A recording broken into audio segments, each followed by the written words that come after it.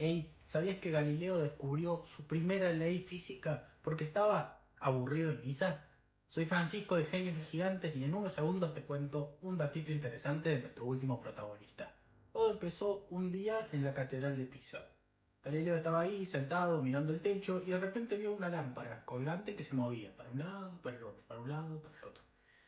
En vez de seguir rezando, empezó a medir ese vaivén y ahí se dio cuenta de que el tiempo de un péndulo es constante más allá de que varíe un poco la amplitud. Y así fue, en ese momento random nació un principio que todavía hoy usamos, por ejemplo, en los relojes de péndulo. Así nació la ciencia, con un sermón aburrido y con Galileo mirando una lámpara como si fuera Netflix. ¿Querés conocer la historia completa de este genio que se plantó ante todo el mundo? Te invito entonces a Genios y Gigantes a que mires el último capítulo donde te contamos mucho más. Hasta la próxima.